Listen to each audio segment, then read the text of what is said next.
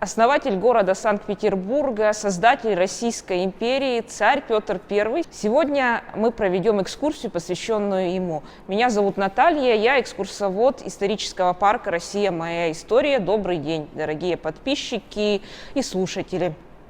Итак, император Петр начал править не один. Они начали свое правление вместе с братом старшим, которого звали царь Иван. Итак, их предшественник, отец, царь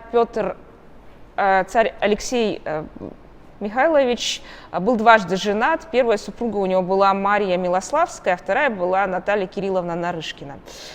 Итак, вот то, что касается ранних годов правления Петра I. То есть дело в том, что их предшественник, царь Федор, умер рано.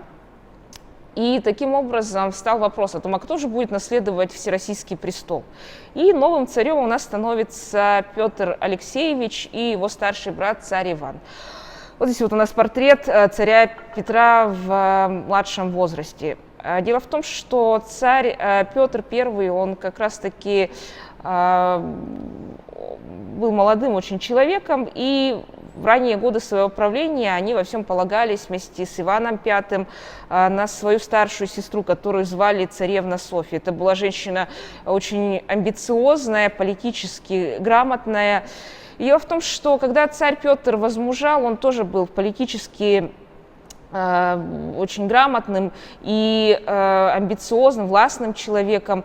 И поэтому он не может смириться с тем, что при нем существует регенша. И вот, достигнув совершеннолетия, царь Петр свергает свою старшую сестру, царевну Софью. Вот здесь вот показан этот процесс. То есть как раз тот знаменитый стрелецкий бунт, о котором мы все с вами знаем, он происходит у нас в это время. Здесь вот у нас показана его составляющая, самое главное, то есть это картины, которые касаются событий того времени. Родственники царя Петра, они, к сожалению, подвергаются гонениям со стороны сторонников царевны Софьи. Но в конечном итоге царевна Софья была низложена, и царь Петр начинает править единолично в Москве. И, как мы говорили, с этого момента в 1689 году начинается единоличное правление Петра Великого.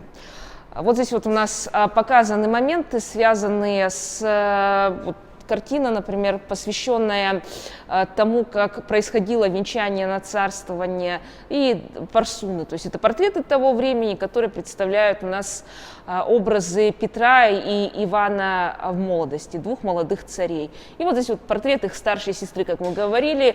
Да, такая вот очень интересная была ситуация в те времена. Но дело в том, что и у Петра были сестры родные, царевна Наталья, допустим, тоже очень интересная женщина. Ну, царевна Софья была его единокровная сестра по отцу. И вот царь Петр у нас начинает править в Москве. И вот, конечно, у нас вопросы возникают. Вопросы, потому что город очень старый, это такая купеческая столица. И, конечно, там существует своя система распределения властных полномочий. Старомосковское боярство, допустим, люди, которые там жили испокон веков и правили городом.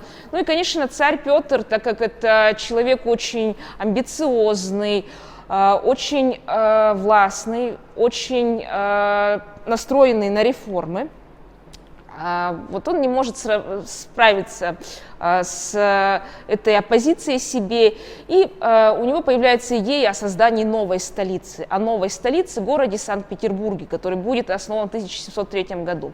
Ну, изначально, да, вот скажем так, то, что, конечно, город, он был основан на новой территории, которая присоединяется к нашей стране в результате Северной войны со Шведским королевством. Северная война – это, конечно, такой период боевой славы русского оружия. И для того, чтобы сделать нашу армию более боеспособной, для того, чтобы эффективно воевать на море, царь Петр у нас реформирует систему армейскую и также строит новый флот. И дело в том, что город Санкт-Петербург, новая столица, она будет в первую очередь судоверфь. Для того, чтобы управлять, конечно же, армией новой у нас необходима квалификация со стороны военнослужащих, да, то есть старомосковское войско, к сожалению, уже этому не соответствует. Таким образом, появляются люди, которых как раз вот называли птенцы гнезда Петрова. Это молодые военные, которых Петр I обучает за пределами Российской империи. Да, и как раз вот Российская империя, она была основана в 1721 году, когда наша страна одерживает победу в Северной войне. Дело в том, что вот здесь вот у нас начинается распространение европейской культуры, так как территории сопредельные, и непосредственно, как мы сказали, то, что элементы европейской культуры, они распространяются за счет развития образования, в первую очередь военного образования, которое нужно для того, чтобы делать нашу армию более боеспособной по меркам того времени. Да? Но она всегда была боеспособная, но, к сожалению, в какой-то момент возник вопрос о том, что, так сказать, вот, технологический разрыв возникает, и при Петре I он был преодолен. Да, дело в том, что царь Петр также у нас упраздняет очень интересные моменты. То есть вот здесь вот у нас картинка нарисована, то, что вводятся новые порядки, новая мода, промышленность развивается, да, вот здесь вот у нас промышленность, развитие. Дело в том, что, как мы говорили, мануфактуры тогдашние, они у нас, они с 17 века появляются, но при Петре I они достигают подъема. Ну и в первую очередь это, конечно, это добыча полезных ископаемых на территории Уральского региона, это обрабатывающая промышленность, непосредственно оружейная, как мы говорили, это строительство флота, ну и, конечно, импульс для развития науки был дан.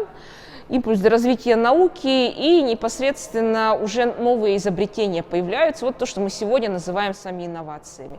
И вот этим у нас славна эпоха Петра I. Эпоха Петра I, которая, конечно же, для нашей страны очень многое дала. Петр I прославился как великий полководец. При нем была одержана победа в Северной войне, также война с Турцией велась. И конечно, при Петре I у нас развиваются технологии, был отстроен вот новый флот всероссийский. Здесь у нас показан высокий корабль, то есть в это время у нас флотские технологии развиваются, и, конечно, это огромный шаг вперед. Вот здесь вот я хочу вам показать, как это было. То есть это у нас корабль-фрегат, который в это время у нас строился. Итак, дело в том, что Петр I у нас, к сожалению, умирает в 1725 году. Существует легенда, то, что он помогал тонущим морякам, то есть они потерпели кораблекрушение, Петр I кинулся в холодную воду, тяжело заболел, климат в Санкт-Петербурге плохой, и просто-напросто в результате этой болезни скончался в 52 года, в 1725 году. И, конечно же, в веках правитель у нас прославился как великий реформатор, как непосредственно победитель в шведской войне и основатель Российской империи, которая станет славным государством и ведущей силой на нашей планете. Таким образом, слава нашей страны, она укрепляется благодаря таланту Петра I, его качествам лидера, монарха и организатора всех процессов. И таким образом память Петра I живет в веках.